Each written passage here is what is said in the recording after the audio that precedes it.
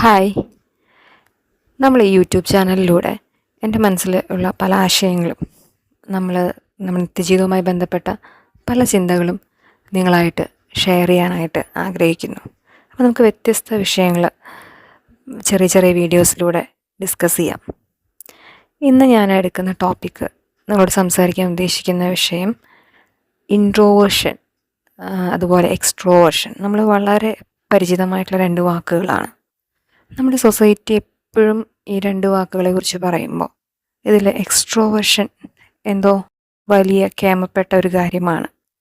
ഇൻട്രോവേർട്ടിനോട് നീ മാറൂ, നീ എന്താണ് ഇങ്ങനെ എന്നൊക്കെ പല ചോദ്യങ്ങളും ചോദിച്ച് നമ്മളെ ചെറുപ്പം മുതൽ ഇൻസെക്യൂർ ആക്കാൻ ശ്രമിക്കാറുണ്ട്.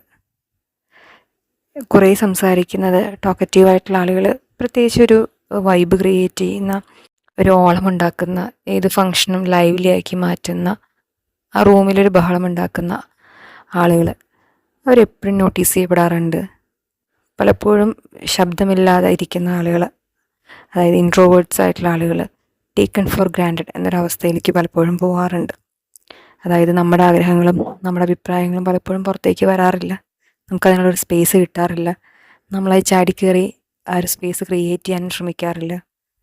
പിന്നെ പെട്ടെന്ന് ഇൻട്രോവേർട്സിന് ജാട, അഹങ്കാരി പട്ടങ്ങളൊക്കെ പെട്ടെന്ന് കൊടുക്കുന്ന ഒരു സൊസൈറ്റിയാണ് നമ്മുടെ മലയാളി സൊസൈറ്റി. പൊതുവെ ഒരു കൺസർവേറ്റീവ് നേച്ചറുള്ളൊരു സൊസൈറ്റി ആയതുകൊണ്ട് ചെറുപ്പം മുതൽ കാലങ്ങളായിട്ടുള്ള ഈ ചിന്തകൾ നമ്മൾ അടുത്തടുത്ത ജനറേഷനിലേക്ക് പാസ് ചെയ്തുകൊണ്ടിരിക്കുകയാണ്. അതിലൊക്കെ ഒരു മാറ്റം വരേണ്ട സമയമായി. ഇൻട്രോവേർഷൻ എന്ന് പറയുന്നത് വളരെ നോർമലായിട്ടുള്ള ഒരു പേഴ്സണാലിറ്റി ട്രെയ്റ്റാണ്. എക്സ്ട്രോവേർഷൻ പോലെ തന്നെ നോർമലായിട്ടുള്ളൊരു പേഴ്സണാലിറ്റി ട്രെയ്റ്റാണ്. അതിൽ തന്നെ നല്ലതാണ്. ടോക്സിക് ബിഹേവിയേഴ്സും ആറ്റിറ്റ്യൂഡ്സും ഒക്കെ ഇൻട്രോവേർട്ടിലും കാണാം, എക്സ്ട്രോവേർട്ടിലും കാണാം, ആംബിവേർട്ടിലും കാണാം, മറ്റ് പല പേഴ്സണാലിറ്റി ട്രെയ്റ്റുകളിലും കാണാം. അത്തരം നെഗറ്റീവ് ആറ്റിറ്റ്യൂഡ്സ് അല്ലെങ്കിൽ ടോക്സിക് ആയിട്ടുള്ള ആറ്റിറ്റ്യൂഡ്സൊക്കെ ഒരു സോഷ്യൽ ലൈഫിൽ ചുറ്റുമുള്ളവർക്ക് ബുദ്ധിമുട്ടുണ്ടാക്കുന്ന അത്തരം ക്യാരക്ടേഴ്സ്, ബിഹേവിയേഴ്സൊക്കെ മാറ്റേണ്ടതാണ്. പക്ഷേ ഇൻട്രോവേർഷൻ എല്ലാ പേഴ്സണാലിറ്റി ട്രെയ്റ്റും പോലെ തന്നെ പ്ലസ്സും മൈനസും ഒക്കെ ഉള്ളതാണ്. അതിൻ്റേതായിട്ടുള്ള ഗുണങ്ങളും ദോഷങ്ങളും ഒക്കെ കാണും.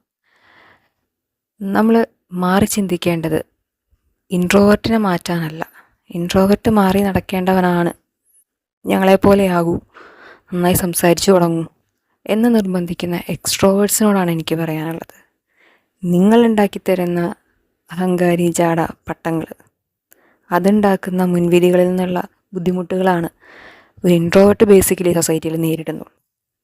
കാലാകാലങ്ങളായിട്ട് പല എക്സ്ട്രോവേർട്സും വിചാരിച്ചു വച്ചിരിക്കുന്നത് പോലെ അതെന്തോ ഭയങ്കരമായിട്ടുള്ളൊരു സംഭവമാണ്, അതുപോലെയാണ് ആവേണ്ടത്, ഇറ്റ്സ് ആൻ ഐഡിയൽ ക്യാരക്ടർ എന്നുള്ള ആ തെറ്റിദ്ധാരണയൊക്കെ മാറ്റി മുൻവിധികളുടെ ഫിൽറ്ററിലൂടെ കാണാതെ സൈലൻസിനെയും കുറേയൊക്കെ മനസ്സിലാക്കാനായിട്ട് ചുമ്മാ കയറി ഫേക്ക് അഹങ്കാരി പട്ടങ്ങൾ കൊടുക്കാതെ അവരങ്ങനെയാണ്, അവരത്രേ സംസാരിക്കൂ.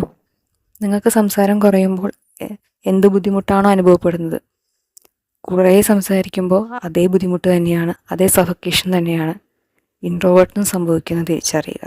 അവരവരായിരിക്കട്ടെ, നിങ്ങളും ആയിരിക്കട്ടെ. മാറ്റേണ്ട ബിഹേവിയേഴ്സ് മാറ്റുക. ബേസിക് പേഴ്സണാലിറ്റി ട്രെയ്റ്റിൽ ഇൻട്രോവേർഷനും എക്സ്ട്രോവേർഷനും നല്ലത് തന്നെയാണ്. ഈ ഒരു ചിന്തയാണ് ഇന്ന് നിങ്ങളുമായിട്ട് ഞാൻ ഷെയർ ചെയ്യുന്നത്.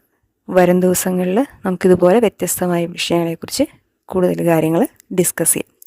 ഇതിനെക്കുറിച്ചുള്ള എൻ്റെ ചെറിയ ചിന്തയെക്കുറിച്ചുള്ള നിങ്ങളുടെ അഭിപ്രായങ്ങൾ ദയവ് ചെയ്ത് കമൻറ്റ് സെക്ഷനിൽ അഭിപ്രായപ്പെടുത്തുക.